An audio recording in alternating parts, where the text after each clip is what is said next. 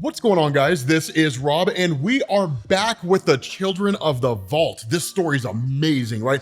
Marvel's God Humans. So this opens up with Martio. And one of the things we talked about in a previous video, for those of you guys who weren't caught up, is the gist of the Children of the Vault is that they're not really humans, but they're not really mutants. Instead, they're beings that are basically hyper-evolved from a place called the City. In effect, time passes differently. So for the human race out in the real world, it's been like, I don't know, maybe like 10 years or something like that since the Children of the Vault first emerged. Probably less time than that. But for them, millions of years have passed, and that's why they're all so incredibly powerful. You're going to find out just how OP these guys are, but Martio is one of them. And what ends up going on is this guy's actually witnessing a dance party that's like a drum and bass nightclub, which sounds amazing.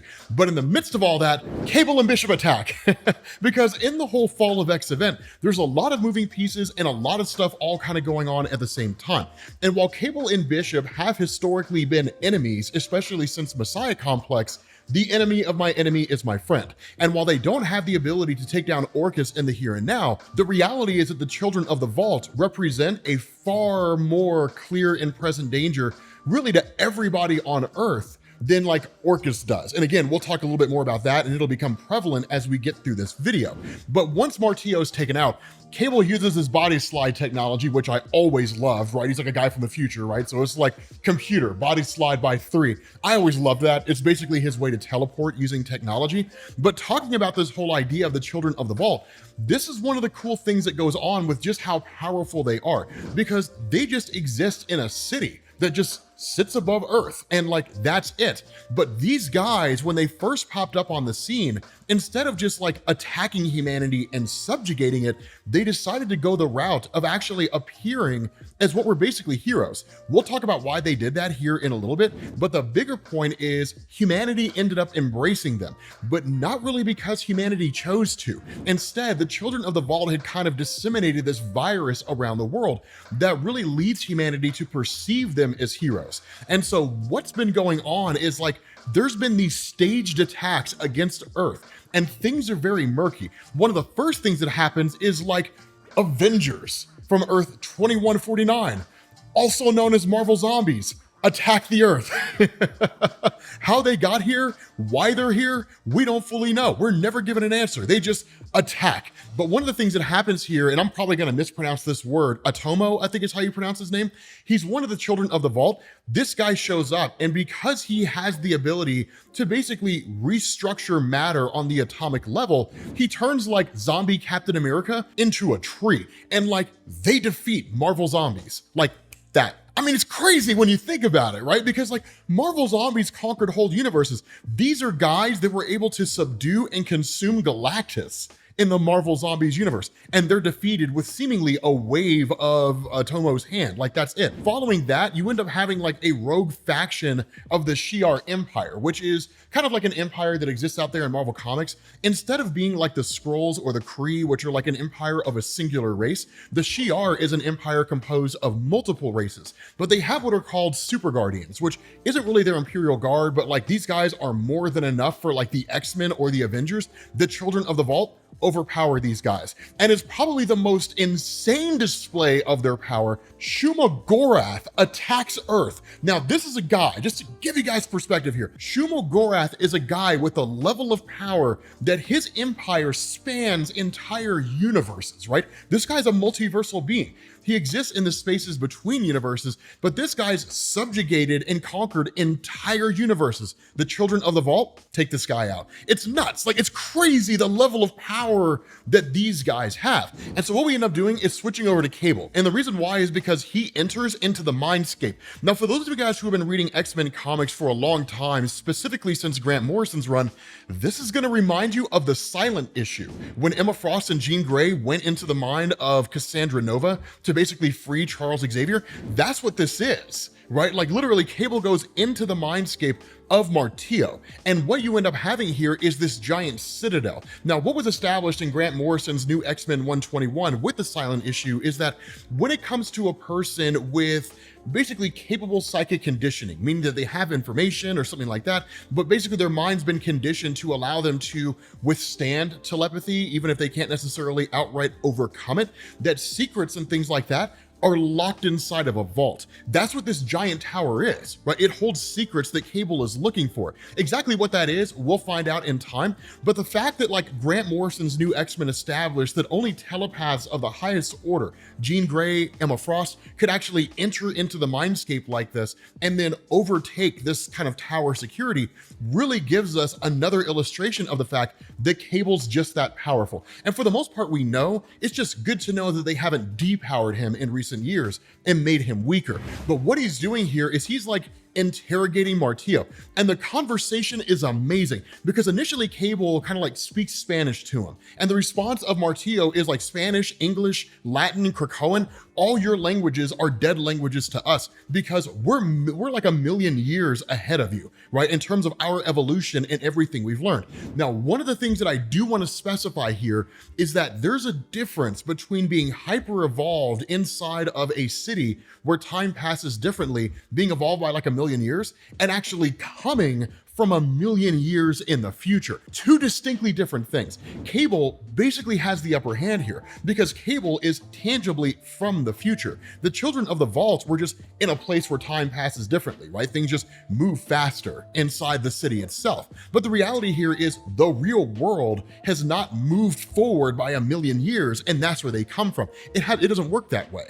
But for Cable himself, going inside the mind of Martio as he's interrogating him, the conversation is amazing because Cable says, I was there the first time you crazy kids crawled out of your hidey hole, got yourself some new clothes and a new name, but I don't think much has changed. Still trying to conquer the world. And the response of Martio is, we cannot be judged for that. It was a million years and 1,000 lifetimes ago. And that's why Cable responds in saying, not to us. And he says, tell me about the message, Martio. I know it's some kind of semiotic virus. What exactly does it do? And the response of Martio here is, it's better to not question the message. It is better to simply just accept it. Now, one of the cool, really kind of relationships or similarities here between like Martio is with a guy named William Stryker. Because while William Stryker is technically staunchly anti-mutant, he's a religious fanatic. There was a story where he blew up a busload of kids. I mean, the guy does some crazy stuff. The reality here is that in a lot of ways, it's very similar. The message of William Stryker, right? Mutants are an abomination. Mutants need to be eradicated because God doesn't want mutants to exist. The response of Martio, accept our message. It is the way. Our belief is inevitable. We're just that far beyond you, that kind of a thing. Whether they're appealing to their own evolutionary processes or William Stryker's appealing to God, at the end of the day, they're still appealing to this concept of some immutable, indestructible force out there. So the response of Cable is simply saying, you're trying to pacify us. Is that it? And then what? When do you finish the job? And the response of Martio is lonely little mutant. So obvious, you may be from their future, but to me, you're still Stone Age. I see you, Cable, digging through my thoughts like a dog. And so what Martio does is he kind of activates this sort of defense system inside his own mind where like a giant statue shows up. Now, this statue is wielding a gigantic hammer because that's the weapon of Martio, a gigantic hammer. But he says, I empathize with you, really, in a sense, I am on your side. You believed you were building a future for yourselves, and that future was taken from you. Of course, he's referencing all the mutants consolidating on the island of Krakoa and trying to live their lives in peace with their own government and so on. And he says, but understand, it was never your future. 50 of us, the children of the vault, could exterminate the human race in one day. Many of our people wanted to and be done with it, but some of us believe we have evolved past all of that. The message is the new way, a better way. And so what you do is you switch over to Bishop, because the question has to be asked, if Cable is interrogating Martio, What's Bishop doing? What Bishop's actually doing is gathering arms and armament. Now, one of the things that happens here is we get this kind of expansion, or maybe a little bit of an explanation that sort of adds to the nature of Bishop's powers. And the reason why I say that is the power of Bishop is to absorb energy and then to rechannel that energy back. And it can be virtually any form of energy, right? A physical attack, somebody shooting him with an energy blast, a gun, it doesn't really matter, right? So long as it doesn't destroy his physical form and he's able to let that energy off so he doesn't explode, he can just kind of fire it off as a concussive blast. One of the things that's going on here at what used to be the old Xavier Institute for Gifted Youngsters, where the X-Men used to reside, that when Bishop gets in, they're basically emitting these kind of energy pulses.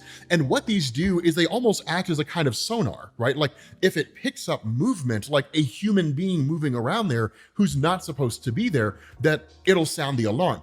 What Bishop does is he absorbs these energy fields, but he has to be very, very, very nuanced about it, right? We're literally told, absorb too much of the energy from these energy fields and you're a walking black hole. In effect, anybody who's watching these energy fields and how they're interacting and so on would see that, like, as he's making his way through this area, suddenly, like, these energy fields seemingly shut down and then reactivate. And somebody's gonna say, okay, something's going on there, we need to go investigate. But he says, if you absorb too little, you basically start setting off alarms. So he has to be very, very particular in terms of exactly how much energy he absorbs and how long he absorbs it for. But the reality of this is that because he's able to make his way onto the grounds and he's able to access a kind of back door into the basement of the Institute, when he gets in there, it's just a boatload of weapons, right? Virtually every gun that you can possibly imagine. Now, at that point, we switch over to the real motivation of the Children of the Vault and why all this is happening in the first place.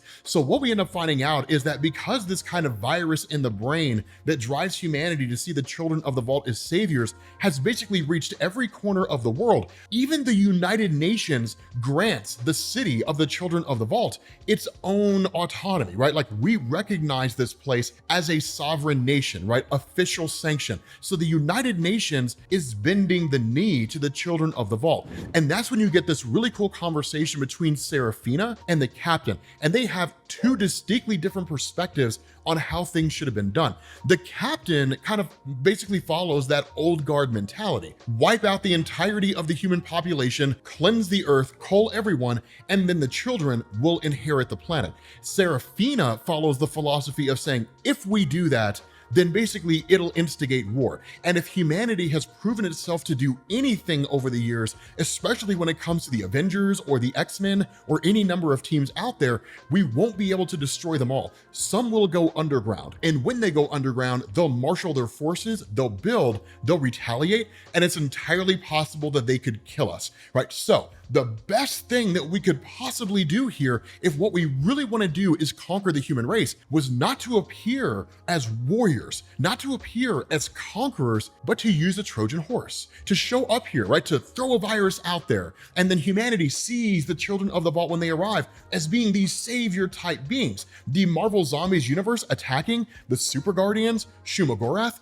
it's entirely possible none of that actually happened, that none of it's real, that it's all an illusion created by the Children of the Vault using their knowledge of the various threats that Earth has seen its superheroes facing off against. And by defeating those threats that humans are in some capacity aware of, they're quote unquote protecting the world from any threats that exist out there. They play the role as heroes. Now, the reality is Seraphina's strategy is the best strategy. If what you're looking to do is to go into any particular territory and conquer the existing race there while also take that territory for yourself, you don't want to start an outright war, because if you do that, it's going to lay waste to territories, buildings, and cities, and all that kind of stuff. And then you're going to have like the whole rebuilding process. The smarter thing to do is to go in, subjugate the populace, get the populace to see you as a hero, and then slowly start eliminating them that way. It's diabolical in every sense of the word, but it is the smartest thing to do.